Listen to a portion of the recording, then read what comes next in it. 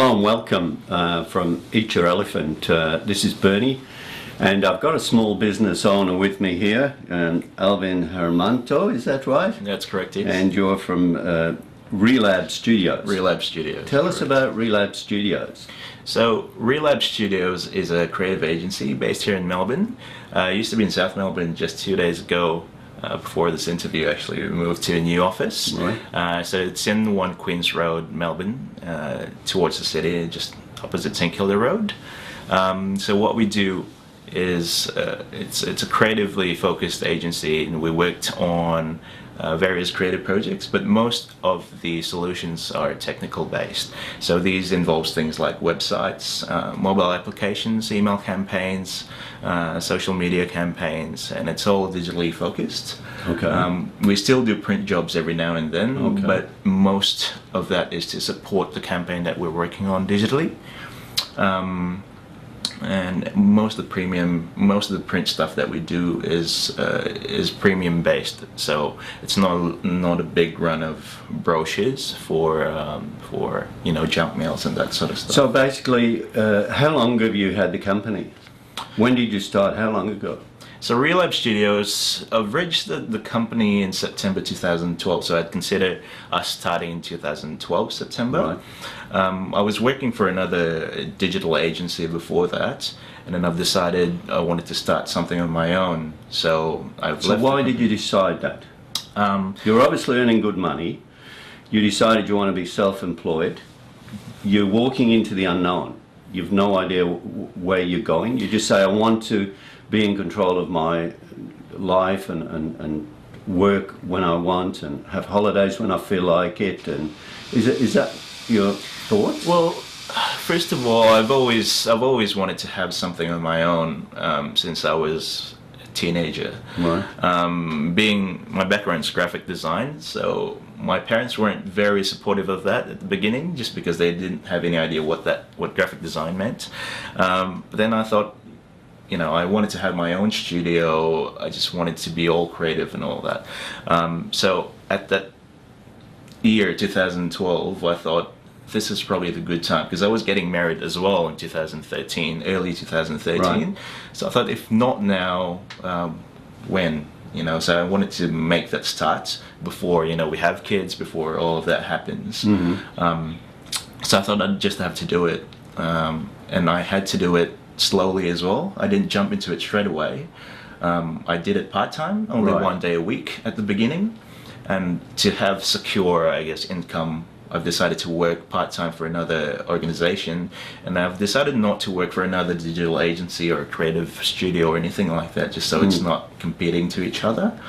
And I've decided to go to the non-profit sector for that part-time So job. you had some idea of what you're doing, you had some structure in your head, but it was very loose.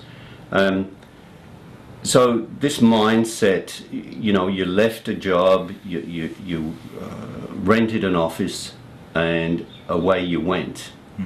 No, actually, I've only started renting an office in early 2013, so Right. I've started from home. Oh, okay. 2012, I've started Yeah. from home by myself. Yeah. Irene, who's my wife now, used to help me a Oh, little okay. bit here and there. Her background's graphic design as well, but she works full-time, so she's Yep. only got limited time. Early 2013, that was when I thought I needed an office, because I need another person for the Yep. company, Yep. not just myself. So I've hired Kevin, my first employee. He's our web developer. He's our technical person, Kevin. Yeah.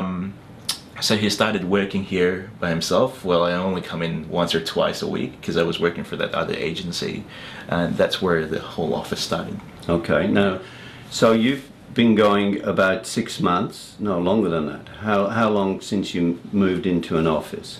About 6 months. 6 months. 6 months.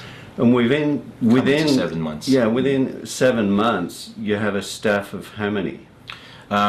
So there's 4 of us now, including myself.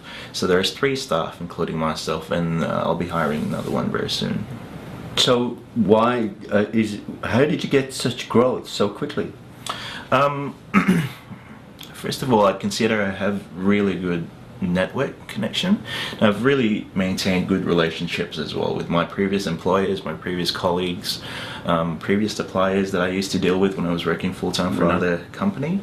And to be really honest with you, most of the jobs that we get at the moment is all referrals. Yep. I'm actually a little bit embarrassed of myself just because we don't have a proper website ourselves. We only have a landing page so far. It is in development. I'm really hoping it'll come out very soon, but we've just been focused to more billable and client jobs. But yeah, I'm trying to whip myself at the back and get my website It's always up and the same, running. isn't it? But to answer your question, Bernie, but to answer your question, the team comes in when, well, it all started as freelancing, and then it comes to the point where I thought it's a lot more cost effective for me to hire them full time. You just get to that point where you needed someone full time, and you just have to stop the freelance thing. I still use freelancers every now and then when I need to help us with. You should get a freelancer to do your website. Yeah, well, that's what we're working on at the Outsource it. moment together with Kevin. So Yeah. Kevin's helping Get me it with that. But yeah, we needed people who specialize in their own, I guess, fields. So the team that I've got at the moment is a web developer. We've got a designer. Yep. And we've got a multimedia person who does animation, but he's a really good artist. He does a lot of paintings, photography, art type photography.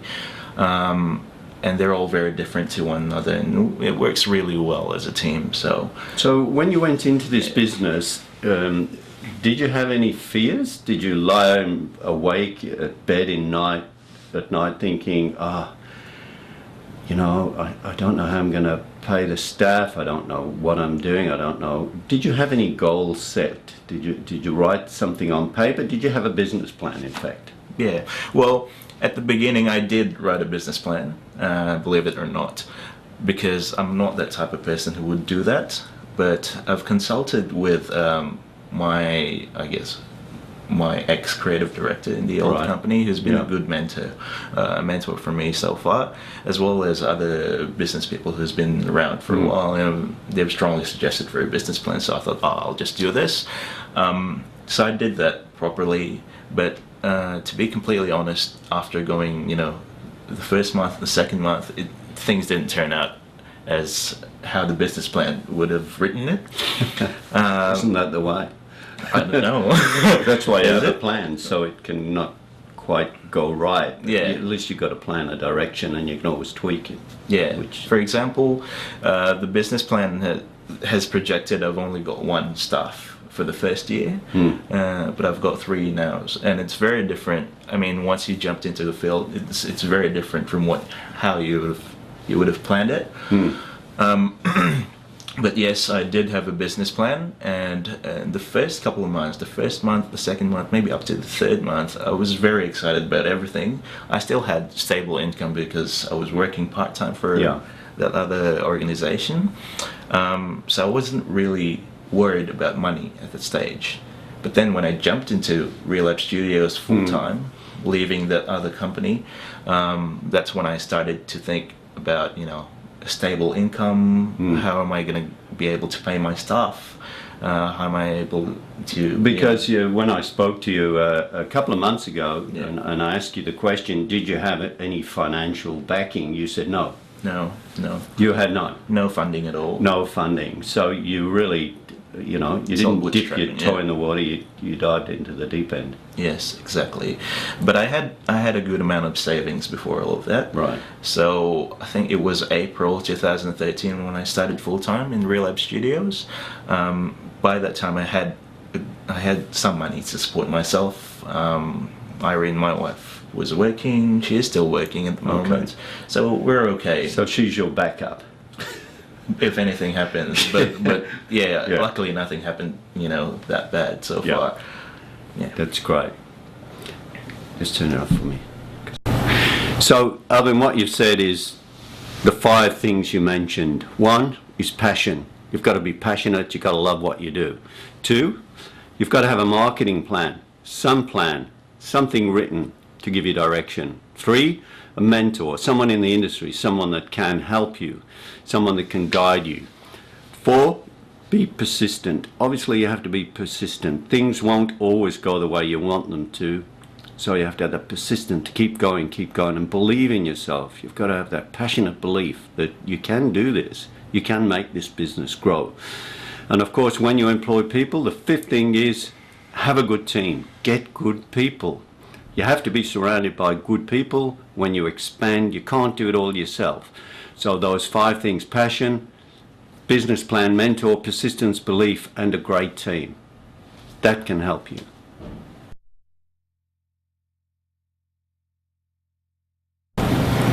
So, Alvin, that was great. Thanks for those insights. No problem. Now, if you want to tell everyone out there about what you do and where they can find you, the camera's all yours. Thanks, Benny. First of all, thank you as well for having me. It's been really great. So my name is Alvin Hermanto. I'm from Relab Studios. Our website is www.relabstudios.com.au. But for you small businesses and startups out there, if you really need an advice or just a consultation, because we do free consultations as well, you can always go to our other microsites, which is part of Relab Studio. So it's a component of it.